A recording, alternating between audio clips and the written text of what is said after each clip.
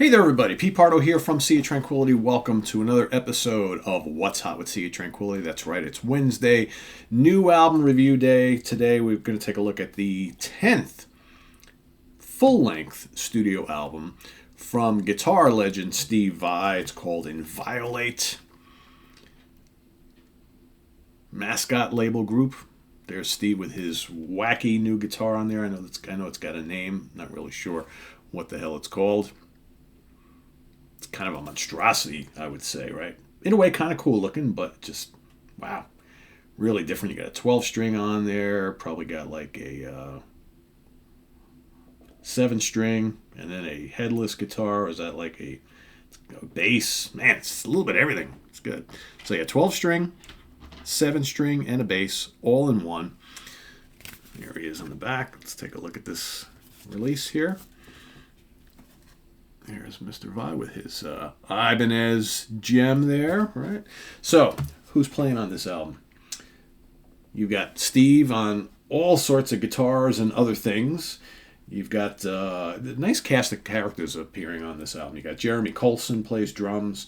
You got Brian Beller, bass on some tracks. You got Terry Bozzio playing some drums. Vinny Colaiuta playing drums.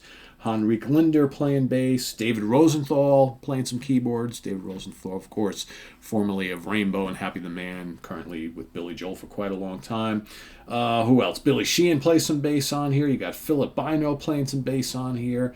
Bob Carpenter on organ. Dave Weiner on rhythm guitar.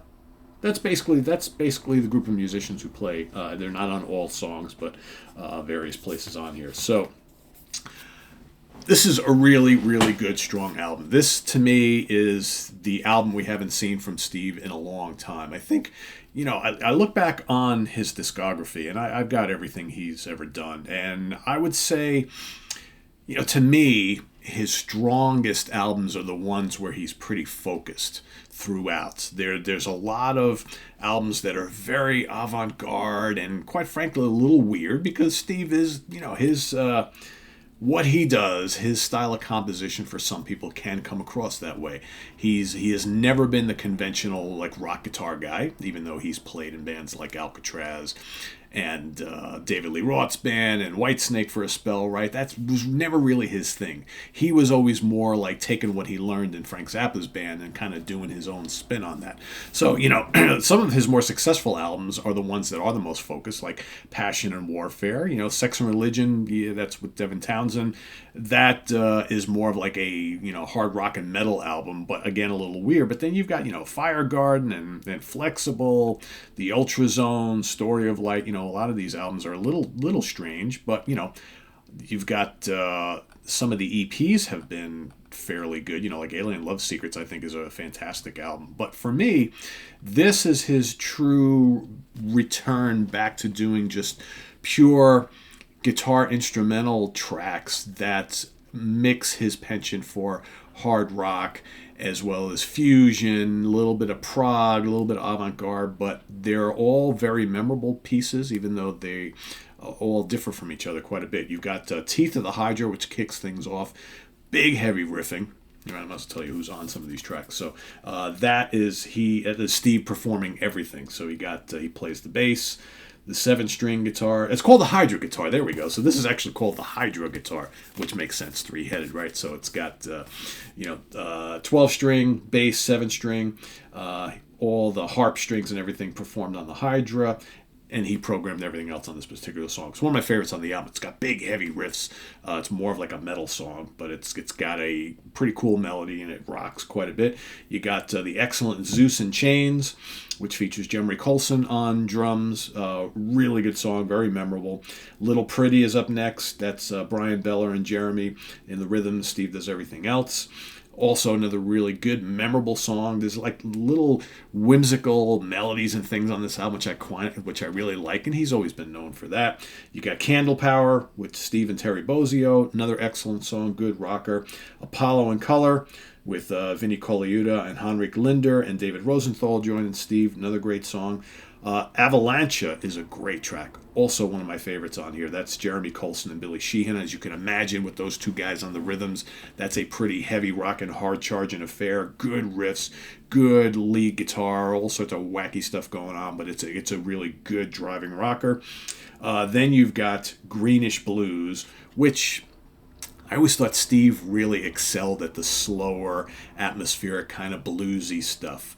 And Greenish Blues, which features Jeremy Colson, Philip Bino, and Bob Carpenter along with Steve, is a really good track. Good, emotional, bluesy lead guitars and just really gutsy stuff. I really like that a lot. Then you got Knapsack, which is all Steve. All right. It says all programming and guitar, Steve's left hand. So he's basically just kind of doing all sorts of stuff. Another really cool track. And then the finale is also another really atmospheric, kind of moody piece with some really nice lead guitar, Sandman Cloud Mist. And that's got Cole Aoda, Bino, Dave Weiner, Dave Rosenthal, and Steve. So that's kind of like more of like a full band track. Also another highlight. I mean, the whole thing is really good, really memorable, great playing by everybody, and just once again proof of why Steve Vai is like one of the greatest guitar players that we've ever seen, especially a rock guitar player, right? And the guy can just do it all. He's got a really interesting sense of composition, which you have to, again, he's not for everybody. If you're more interested in a traditional rock player, right, Steve Vai's not really that guy. But if you like a little bit of the avant-garde and the weird and you want to be dazzled because he can be really flashy, he's, one of the best that ever lived. Inviolate, which means free or safe from injury or violation. So, I'm digging this quite a bit. Recorded at the Harmony Hut in Encino, California. Engineered by Greg Worth. Assistant engineer Nico Ighilatera. Mixed by Steve Vai. Yeah, good stuff. I'm digging it quite a bit. So there he is with the hydro guitar. Inviolate is the latest album on Mascot Records, Favored Nations. Really good one. One of my favorites from him, easily. So check it out if you have always been a Steve Vai fan, but just maybe you could get a little frustrated with some of his studio albums. I think this might be the one for you. It's definitely the most straightforward, but there's lots of really challenging stuff on here. And some great lead guitar, great melodies, really good playing. So all-star cast of musicians. So Steve Vai Inviolate. Visit us on the web at www.seatranquility.org. We're on Facebook, we're on Twitter, of course, we're here on YouTube all the damn time. Thanks for watching. Please subscribe if you haven't already and click on that notification bell. We've got links below to our Ko-Fi page for channel donations as well as the link to our merch page. And stay tuned. We got more new stuff coming up. Hope to have the new Amorphous shortly. And maybe we'll get to more. I'm trying to get to Amorphous and Star One today, and that might be it till next week. But we've got new Tea Party, we've got new DiVirgilio, Morrison Jennings, we've got new Immolation, new 10, new Voivod, new Jonas Lindberg. I mean, all sorts of new stuff coming in that we need to review. So stay tuned for that and a lot more here on the channel. I am Pete Pardo. Thanks for watching. We'll see you real soon with more stuff. Take care. Bye-bye.